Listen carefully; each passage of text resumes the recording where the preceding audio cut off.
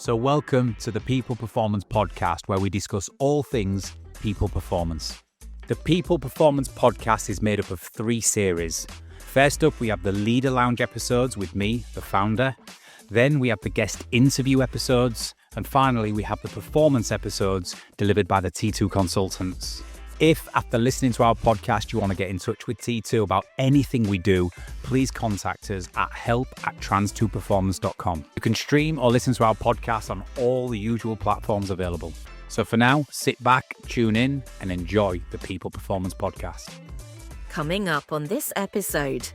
I would even argue, just thinking, that is it one of the most important, there's probably loads of variables in there in terms of what people will value. But for me, that's the one that gets me the first. If that's not there, then my opinion of that person goes out the window. Some people might be listening to this who are a leader who go, well, I'm not the most confident person in the world. Does that mean I don't have executive presence? It's harder for them to get my respect immediately if it looks like they've not made an effort. That would catch the eye of people, and would people frown upon that? Hello and welcome to the People Performance Podcast with me, Tracy Roberts. And me, Martin Johnson. What are we getting into today, Martin? Oh, a good topic today, Tracy. It's a topic that I've been discussing a lot with clients at the minute at an executive level, and it's the concept of executive presence. Ooh, now that gets bandied about a bit, doesn't it? It does, and it's important, but quite often I find for people, they don't really know what it is, or they can't quite quantify it. So it's, this person has executive presence, or this person needs more executive presence. However, what we want to discuss on this podcast, I think, is what is executive presence? What does that mean? What constitutes it? And for the listeners to probably think, if you're in a position where you need to influence, lead, or empower, how do you stack up against these elements of executive presence? I think that would be a really good conversation to have. Definitely, because I think I agree with you. I think people's perception of it's different. I akin it to like people's understanding of trust. There's a kind of basis of what we think it is, but then actually everybody's narrative on it's slightly different. So it's the variables that sit within it that you can go. And I guess it's a little bit subjective as well, because you might link into some of the things we're going to talk about. And because you really value that in someone, you will immediately say they have executive presence, but you've maybe not considered some of the other variables that maybe doesn't bolster that, if that makes sense. I think what you've described there is sort of relevant for 99% of the things we do in any form of leadership, psychology, team dynamics. It's absolutely subjective. We're all different humans. We're all wired in different ways, and we all value different things because we have different motivations, different value systems, different views of the world. And so when it comes to trust, like when we always have asked those question cards, how do you define success or how do you define trust? You will get 100 different answers because that's what trust means to them, or that's what success means to them. Executive presence could be the same. You know, what you deem as executive presence in a person might slightly differ to others, but what we're going to do today is we're going to look at all the research and data and the most common trends that are universally sort of relevant and understood to constitute executive presence, because there are just some things that are non-negotiable, I would have thought. So I think if we explore them, but I think you make a good point, it is subjective slightly as well. Yeah, but I think it's good to get granular with it, because I guess from both perspectives, it's one about understanding if you want to, we're going to use the term increase your executive presence. There's more variables in it than you realise. But also for people who are making assumptions about executive presence, that you're putting this person on a pedestal, maybe it's good for them to sense check it a little bit as well and think, yeah, okay, I do see an abundance of this kind of variable, but actually now I think about it, this stuff isn't in place for me. So yeah, I think it's good to give both perspectives on that. Well, I've been brave, Tracy, and I've scored myself self-analysis, and it'd be interesting because when we go through it, I'll ask you to score me live. And let's see. I might not have a job by the end of this. You know what I'll do? I'll score you, and we'll go like that. However, before we get to that point,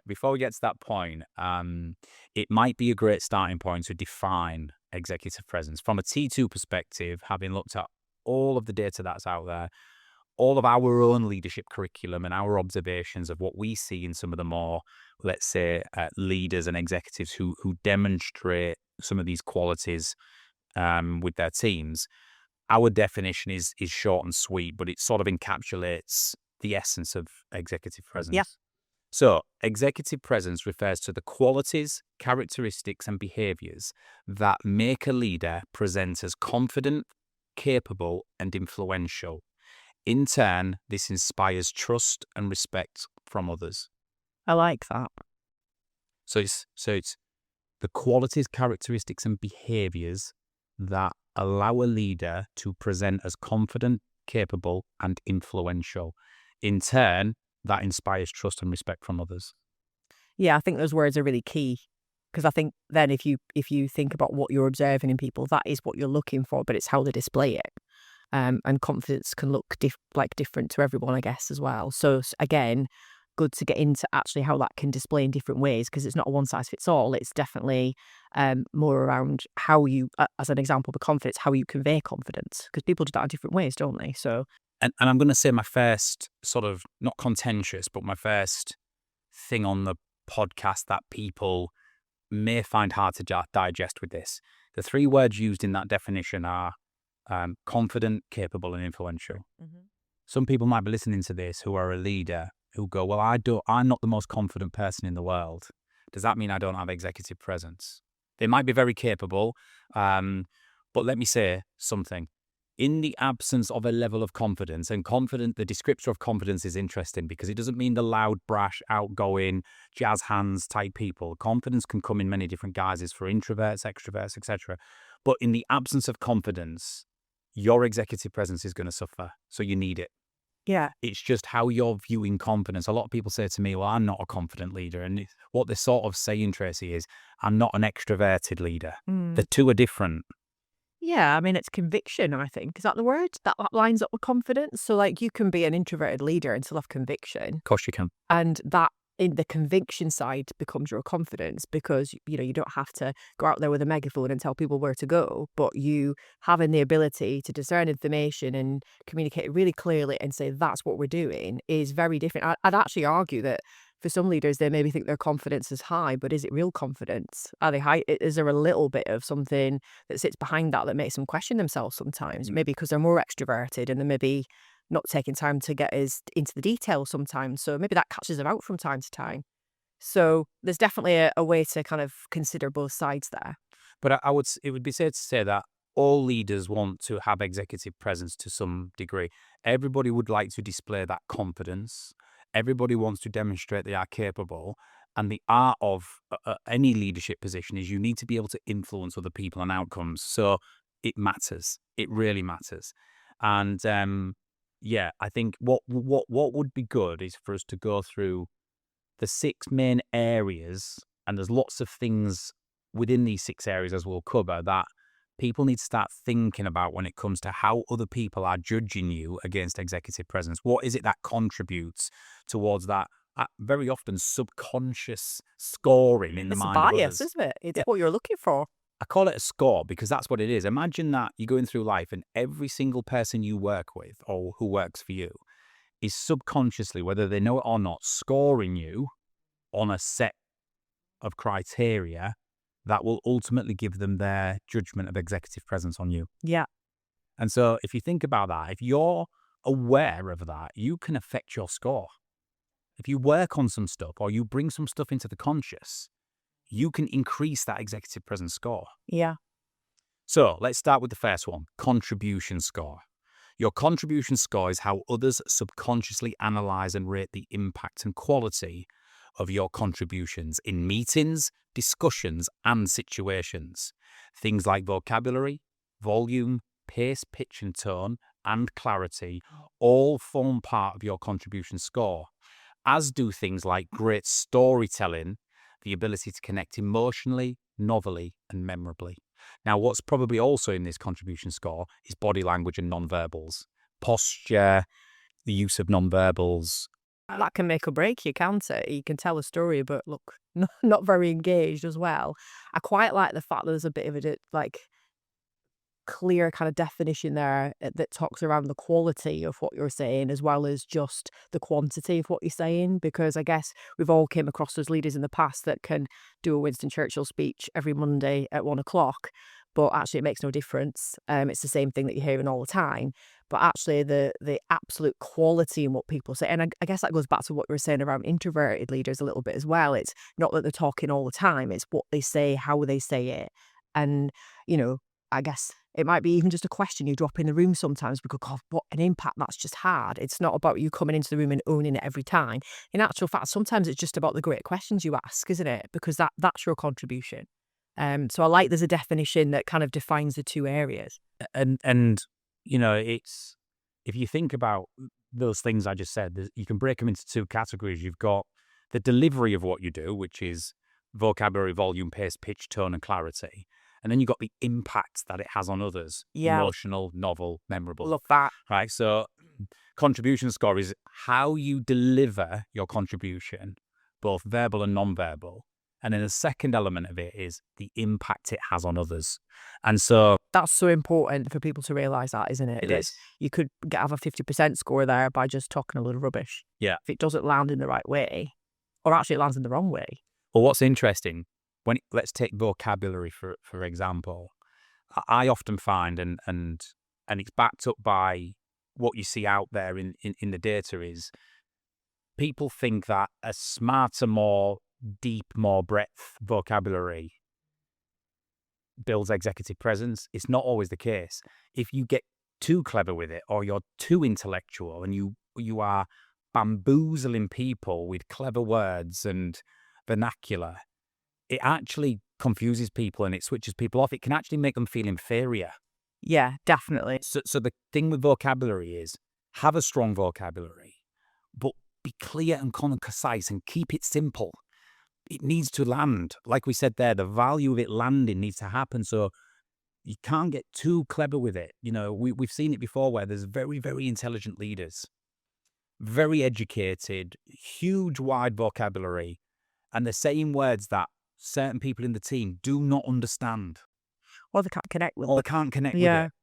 And so you've got to, when it comes to vocabulary, for example, with executive presence, there's a sweet spot where it says your vocabulary is developed and it's intelligent enough, but it's delivered with such clear clarity and the choice of words are so important that it lands with people. So it's reading the room, isn't it, sometimes? I mean, even if we just go back to, I guess, the basics of what we do, we enter certain rooms, we know exactly where to pitch our vocabulary and how we're going to land things. And it's no different when it comes to leadership.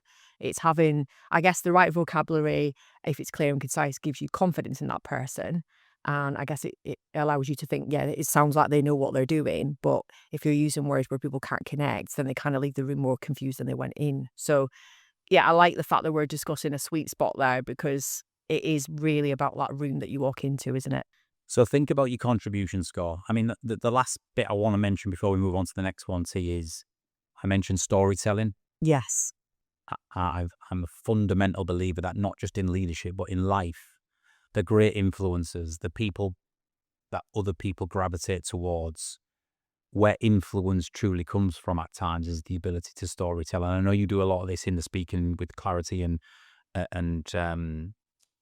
clarity and influence. Clarity and confidence. Communicating clarity and confidence course that we do, which you can talk more about at the end. But how important is storytelling?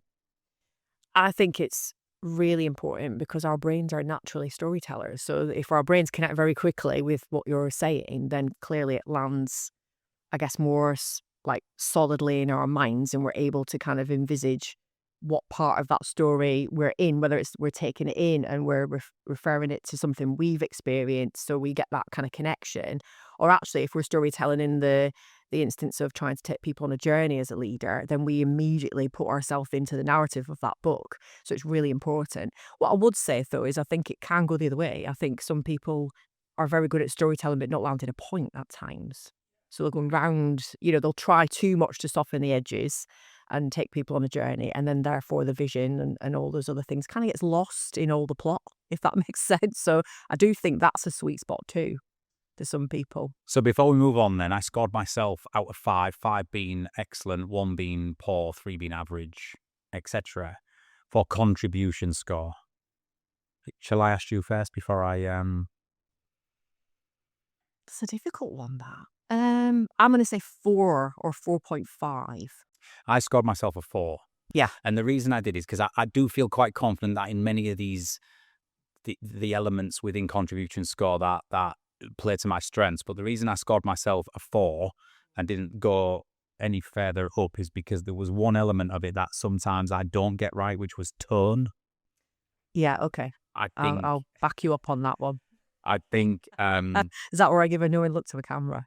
vocabulary, volume, pace, pitch, and clarity usually, Yeah. but the tone of which, depending on which I'll come to on personality next, but the tone of which sometimes messages can be delivered is up and down. It's erratic. It's volatile. Yeah, okay. I get where you're going with that. And that makes a lot of sense. But again, I think that's something that people can think about, because even if you're clear, sometimes that's the thing that breaks it, isn't it? So it is worth thinking about that. It's quite a big element. So let's go on to the second element. So the first one is contribution score. The second element of the 6 that will form executive presence is personality score. Now, this is the reason why we do a lot of the work we do here at T2 to get people to uncover the inner workings of their personality and how they're showing up. So your personality score is how your natural personality type, behaviours, motivators and attributes affect your executive presence. For example, knowing where to dial aspects of your personality up and down, depending on the context and situation, can be hugely impactful on a person's executive presence, just as not adjusting them can equally be detrimental. Yeah, I think this is a big. I mean, we work on this, like you said, it's bread and butter stuff for us, but this is an everyday thing. People think that they formulate this magical. This is my leadership equation, if you like. This is what I do all the time. I go into a business, I do it this way, and I leave. And quite often, that isn't always the way to do it. So adjusting to every environment that you're in is actually quite a massive thing that people will observe in you. In that room, in that situation, how did they adjust their personality to suit that situation? And we do get leaders that come in. I don't think we have as many people thinking like this now that say, well, this is my leadership style, this is what I do, and it's served me well so far. But obviously the conversation we have to have there is, but has that worked in every room that you've ever been in, and will it serve you well in the future? So I think people are becoming a lot more aware of this side of things, and they're conscious. They might say, oh, that's just that person, they just do that in that situation. That might affect their personality score, because in other people's opinions they don't seem to adjust to the room. But I guess that's just in terms of leadership, but there's also a little bit of authenticity in there a little bit as well, isn't there? There is. When I say dialing up and down as well, it's important that to state that all human beings can develop and build executive presence. But let's split the personality score on 2 sides of the fence. You've probably got your more introverted, amiable, humanistic, considered, empathetic, compassionate characters naturally as a personality. And you've then got your potentially more driven, more extroverted, more direct, more assertive type of characters. So I'm on the second half in my personality type. And traditionally in history, that group, assertive, driven, directive, extroverted, confident, they would generally, under the descriptor of executive presence, naturally display more than the first group, right? But we're entering an era now through generational shift and through evolution where there's other qualities at stake here which are coming into executive presence. The ability to be calm, collected, and have poise, the ability to listen, the ability to be empathetic is equally as important at times and contributes towards this personality score. Yeah. And so you can't just get away with anymore going, I've got all the good stuff. I'm strong. I stand on my feet. I'm a great communicator. I'm decisive. I'm firm. Yes, they're all qualities that will contribute towards it, but it's only half of the picture. And so I scored myself a 3 on this because I think my personality, when I uncover everything from attributes, is so stacked on that left-hand side of assertive, confident, clarity, results, all of that type of stuff, that there's a huge part of the executive presence there for me that's through the roof. But I have to constantly dial up other sides. So the balance is created. Yeah. And when I think of words as composure and poise, That's definitely something that I need to work Well, on, I see and what you definitely mean. things in certain situations where I need to improve upon. So I think when you think about your personality, think about what your default is, because if you're on the calm, composed, poised, compassionate, empathetic, humanistic side, you probably need to dial up some of that assertiveness and some of that dominance and some of that, presence.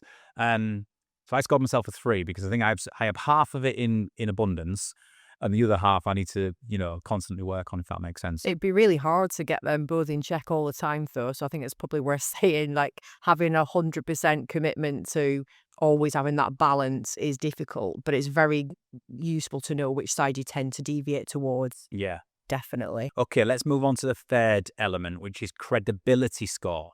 Okay. I think when we've worked with leaders and teams, I pick up that this is really, really important part of overall executive presence, how people judge executive presence. Your credibility score is formed based on how others rate your levels of knowledge, experience, and competence. If people rate you highly in these areas, it is likely to directly result in you displaying a higher level of executive presence. Okay. Credibility is, what's your experience? Where have you been? What have you done? And have you got time in the wicket to Yeah. an experience to pull upon? Yeah. What's your knowledge like? How much do you know, right? And what's your competence and how good are you at actually delivering and executing? And I think you look at that, and whether you like it or not as leaders, if someone doesn't deem you credible from the very outset, you will struggle in their minds with executive presence, and you will struggle to lead them. Yeah. And that might be tough because you might have all of the other stuff in abundance. Your personality score's high, your contribution score's great, but if you've never done the job before and you've never operated at this level before and you don't have any knowledge, your executive presence score is going to dip. Does that make sense? And, Yeah, and, it totally and you does. can learn this stuff, you can build the knowledge, you can build the experience, but if you don't have it at that moment in time, it could affect executive presence. I definitely think it can affect it. What I was just thinking as we were talking there was you're going to come in naturally at a lower number. So kind of on the back foot if you're walking, because how many leaders do you meet that go, I'm going into a manager team in a new sector, don't actually know I'm a very good, I don't know, COO, but I'm in a new sector, I'm learning things, I'm kind of leaning into people's expertise. And therefore I do feel this feels lower for me. However, what I think pushes that up is immediately plugging in humility. Yes. If you plug humility in straight away, people go, they know they don't know, but they want to learn. Well, let me add something to that. Humility and vulnerability, because they're two different things. So just for the listeners, humility is the attribute of you are well aware of your strengths, but your gaps and your areas to build on. You are self-conscious of it and you are accurately aware of it. Yeah. Vulnerability is to the degree of which you are willing to show that to others and share it with others. So yeah, if you come into it with humility, as in you accurately assess, I don't have the knowledge in this area, so But I know you do. but I know you do. Yeah. I've not got all of the expertise to be able to do this. But if I have humility and I'm aware of that, and I have vulnerability and I'm willing to share it with you, Yeah. then actually my executive presence can still go up. It's a And great then point. I'm going to plug in another ability, if that's okay. Learnability. Yeah. We plug learnability in at the end of that, then that's going to show that you have care and curiosity and that you want to apply it. So if you're not sitting there in the moment, taking information and doing nothing with it, being passive, you're going, right, how do I use this information to make sure I do affect this score a little bit more in the future?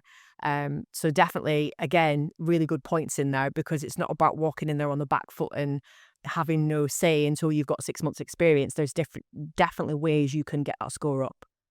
Yeah. So before we move on, what would you score me on this, T? Credibility. Yeah. 5. Yeah, well, I did, and I Of course he did. and I don't want to be. It's awful putting a 5 down, isn't it? Because I'm really glad I said 5 and not 3. it's really difficult putting that, but it was the one that I came to of the 5 where I actually went, you know what? No, yeah, I think Yeah. I can say that about myself. Certainly, given that I've been doing this 2 decades, and I'm the founder of the organization. But I would 100% give you a 5. And I'm going to be brave and say I'd give myself a 5 on that. yeah, I think you would be high on that. Yeah, for sure, for sure. Right, next one. 5. Number 5, executive score. Sorry, execution score. Execution. This is what happens when you read from your own notes. Execution score. So your execution score reflects the level of confidence others have in your ability to drive accountability, manage performance, and deliver results. This in turn elevates your level of executive presence and gravitas. So this is not so much about you being able to deliver and execute. That's in your credibility score. This is, as a leader, your ability to ensure that other people execute.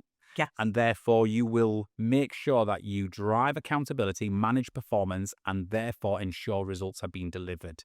Now, I also think that this is one of the elements where if people aren't strong on this, other people quickly see it and lose faith in you as a leader.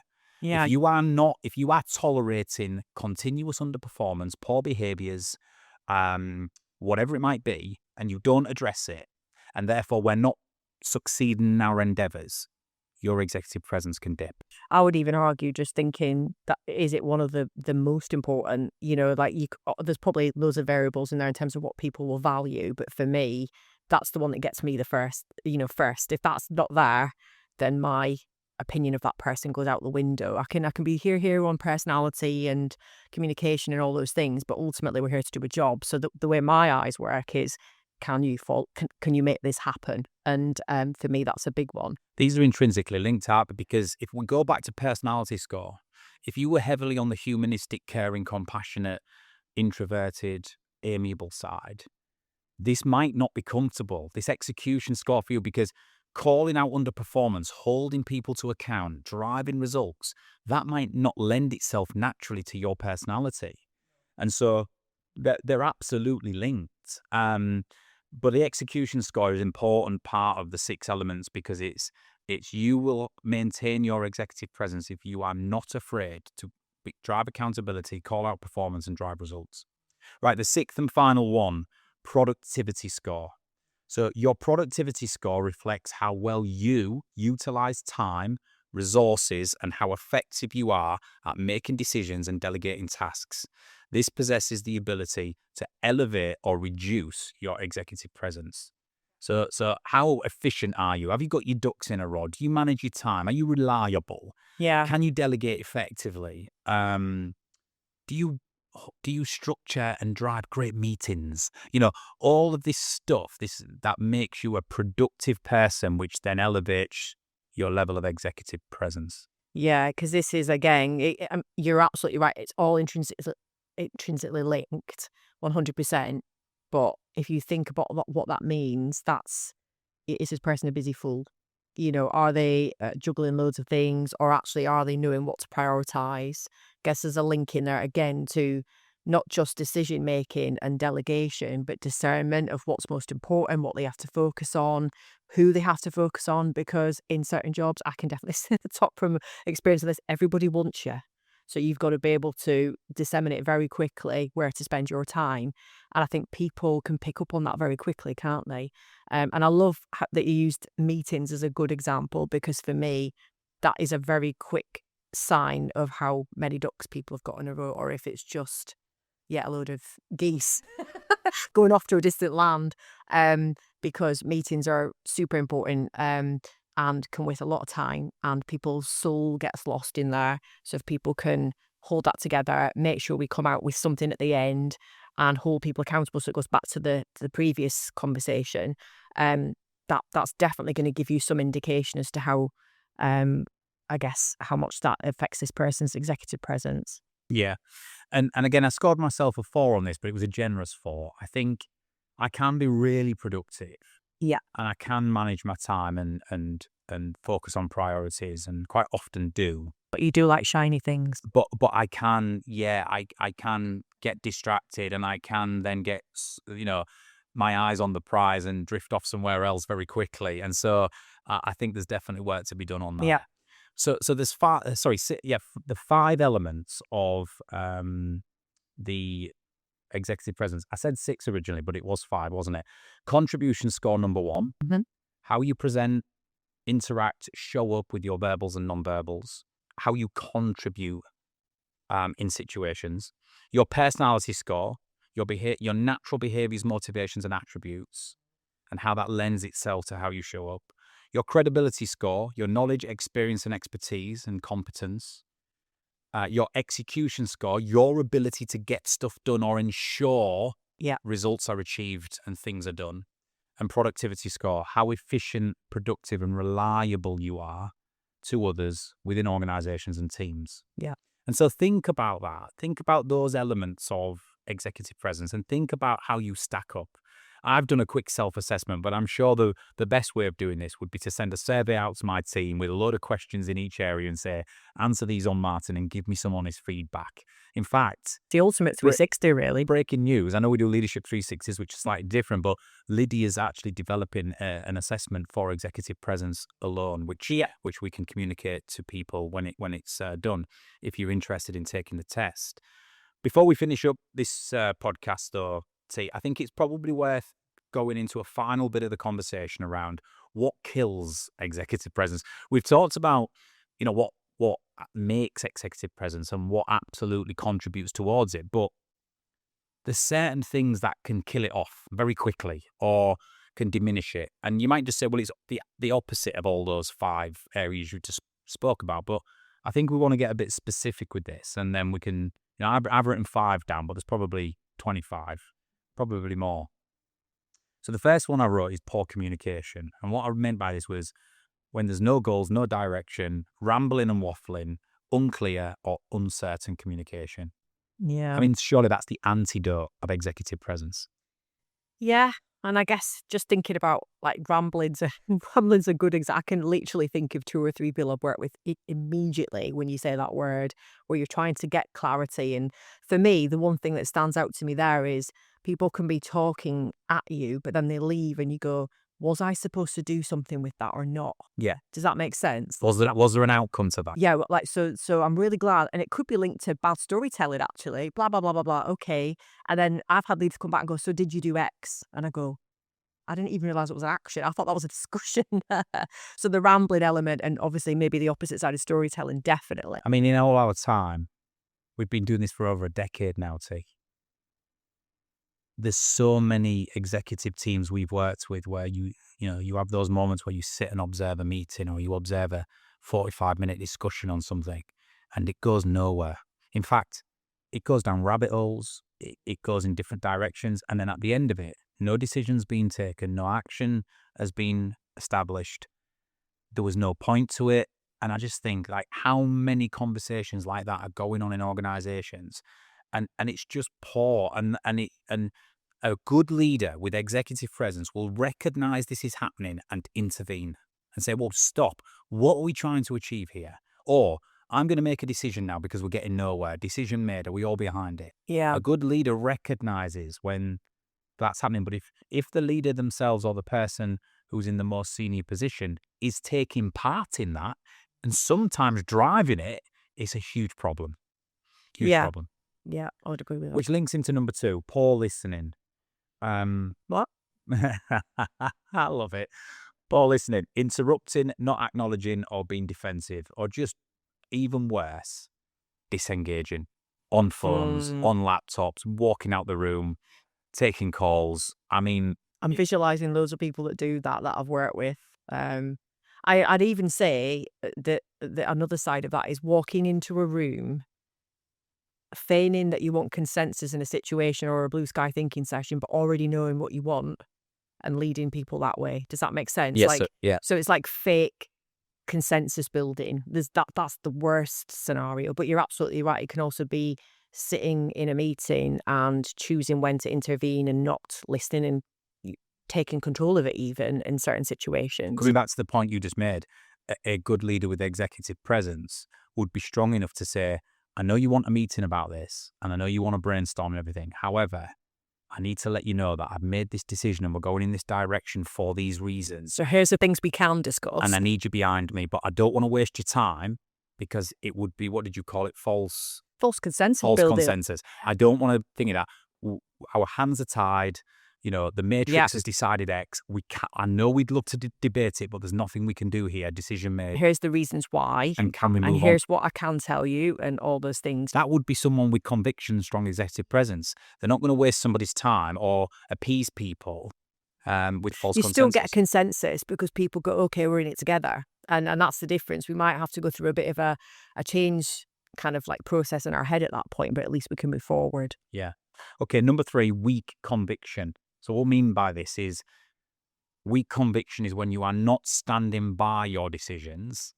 You're then being easily convinced and scuppered and talked out of it, Are we talking about the UK government? or or you're unable to make a decision. So if you show executive presence, you say, look, I understand your concerns, I know this, but our hands are tied, this decision is made, I need you behind me.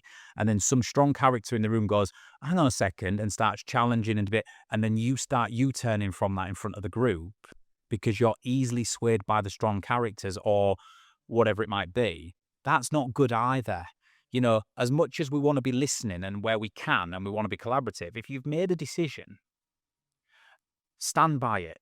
Unless there's data and evidence or something emerges that says, hang on a second, we got that wrong, then you've got to be brave enough to listen to people.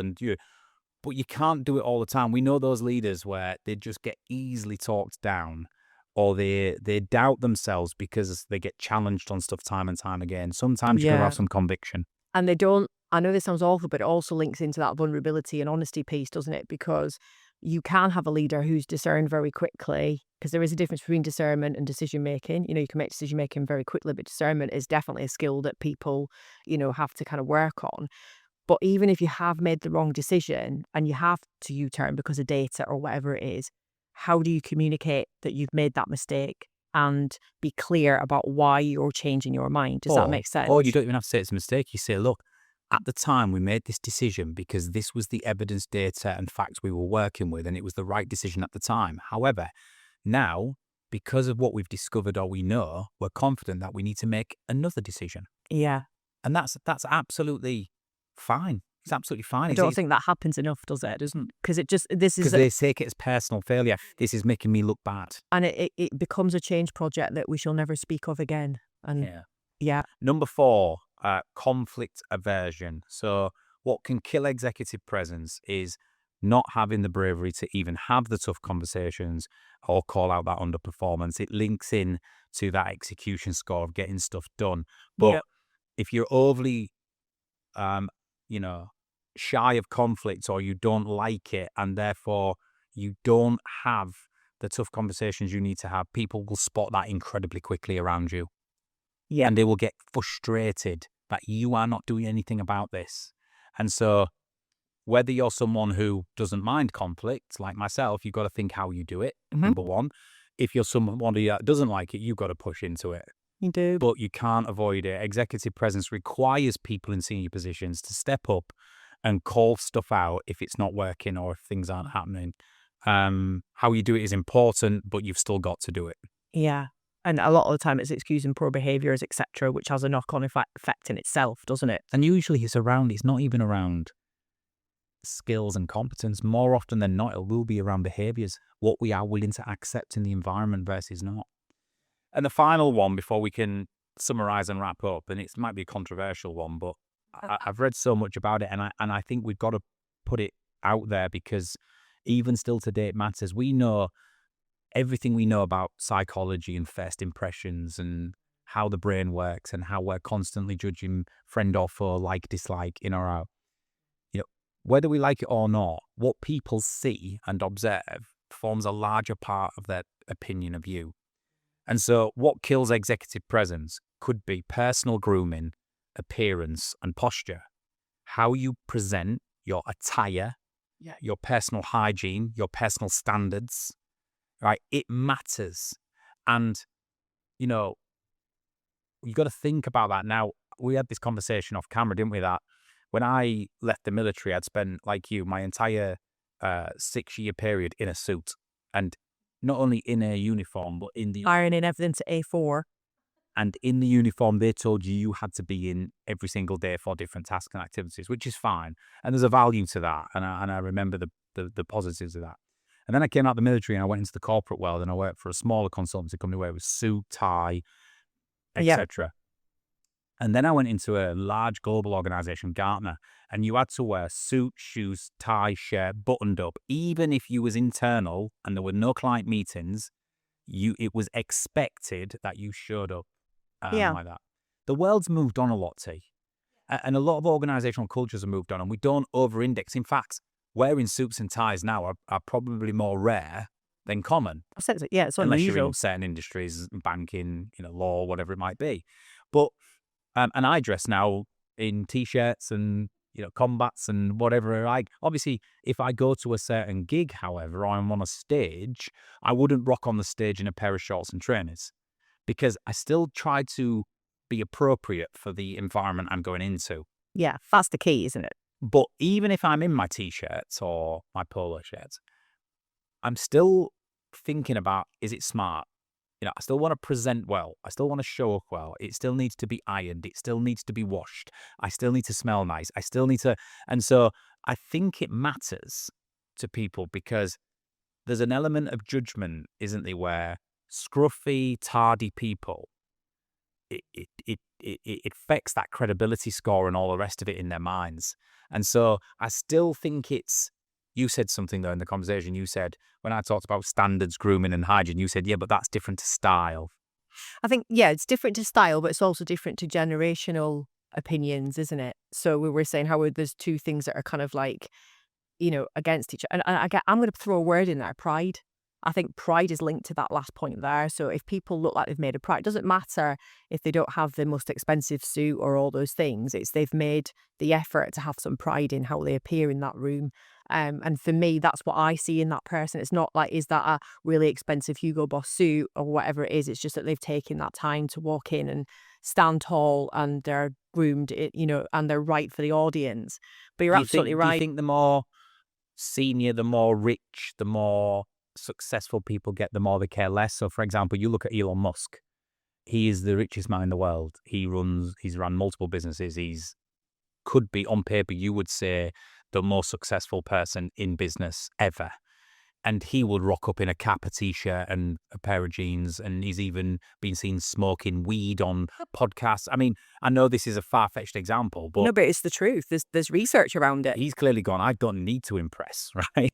But there's many people still out there today where if the CEO walked into the workplace in shorts and t-shirt, that would catch the eye of people, and would people frown upon that? There's a cultural element to that, actually, and there's some research that supports that around, I think it's the Hosted research that talks about the cultural stuff that we're working on at the minute, the dimensions, and there's a link with that, actually. So in certain countries, if you did walk in shorts, you would be viewed, people would not respect you because it's so hierarchical. Because you haven't read the cultural norm. Yeah, absolutely. So there's maybe a little bit of that in some Whereas if you worked in the senior team in Tesla, it might be acceptable for you to come in shorts, t-shirt and a cap because Elon and all the senior leadership team do it. And so that's the cultural norm, right? So I guess what we're saying there is it does matter. Personal attire, grooming, appearance does matter. It goes towards executive presence, but it's sort of attached to the cultural norm. Definitely. And I guess what you're trying to throw out in the world, that's what I think. When you walk into that room, what is it you're trying to I think I said on a previous podcast around this sort of thing that, I've had my mind change very quickly through people showing up and not giving me that last, because I do think that is I think maybe it's the military in me, because I look for clean shoes. I'm one of those people. But it's harder for them to get my respect immediately if it looks like they've not made an effort. I think effort and pride is probably the two words I'd throw in there, but it's relevant to that situation, isn't it? Yeah, I like it. Well, let's wrap this up, T. Executive presence is an interesting topic. I hope it's been useful for our listeners. None of us, no human, possesses a 5 out of 5 score on every element. It'd be a little bit schizophrenic and psychopathic. Up and down in your career, I would argue. Like if you change roles and, you're going to have to work on those things constantly, aren't you? And so, but the different elements of it. And, it matters though, because remember the definition of executive presence. If you have some degree of it or a reasonably high degree of it, it's going to build trust and respect from others. because people are subconsciously looking at your qualities, characteristics, and behaviors, right? And they're saying, is my leader confident, capable, and influential? Do I want to follow? Do they make me feel in a certain way? Am I healthily on my toes, but also cared for, right? Do I value what they say? Are they knowledgeable and smart and credible? Do they call out and not tolerate underperformance? All of these things they're subconsciously observing and watching. And if we're doing those things, and if people are making a good job of those things, then trust and respect goes through the roof. Yeah. And so that's the importance of it. And it's just worth thinking about, isn't it? Maybe we'll follow up with this with a couple of pathways on the hub, but might be good to get Lydia to do one of those quick tests based on the 5 elements and some of the questions within. I would argue that bringing this into your conscious, part of your life is the way to make. If people are subconsciously assessing you, if you make it conscious to dial into those things, I think immediately you can make a difference. And just remind us before we sign off, T, we've launched a leadership development program for September, which is, I'm going to call it an open course, because what we do here at T2 is we work with clients on their projects with their teams, and every client and project is unique. But what we're starting to do a little bit more now is saying, wouldn't it be great if we could do some open programs where multiple leaders from different organizations can come together and go through a program of work together to improve on some of the things we've been talking about today, and also best practice share and learn from each other. So that kicks off in September. Do you just want to talk a little bit about that? Yeah, it kicks off in September. We have done these previously, and the benefit to having it is, as you said, it's really great to come in with a team of people from the same place that you work, but you're going to be talking the same language. The benefits coming on an open module is a little bit more flexibility in that for a start, but you do get to hear loads of different experiences from around the room. And in the past workshops we've held, that's really where the big benefits have came, because they're actually sharing experiences from different sectors, and as a consequence they're getting not just our take on things and our models, they're going away thinking, actually I've got it quite good compared to that sector, or that was a great idea, I could plug that in. So this particular program is 4 workshops. It's kind of split down into I think it's 6 weekly kind of periods. And the idea of it is that within those 4 workshops that you attend, you will get an array of tools that will allow you to go back to the workplace and apply lots of the stuff that we've been talking around today in terms of your executive presence. Particularly in the last workshop, we have got communicating with clarity and confidence. But running up to that, we give you all the tools to think about yourself, how you exhibit yourself, how you utilize your natural personality traits and your motivations, how we apply it to other people, because that's really important. Because situational leadership, I think people think they understand what that means, but until they've kind of looked at themselves in detail, you can't really authentically do that. So we take them through a journey on that. And actually, there's a couple of things that were covered in there. We do a leading productively session as well, again, which ties into some of those key areas there, to allow people to think about, it's not just about what you say, your kind of self-awareness. It's about how you plug it in and actually do something with it as well. So all the things we've been talking about today will be covered on those 4 workshops. The beauty of it is you've got a little bit of space in between to go and plug and play and come back with some hints and tips for other people of things that you've tried to do, maybe come with some problems that we can solve together.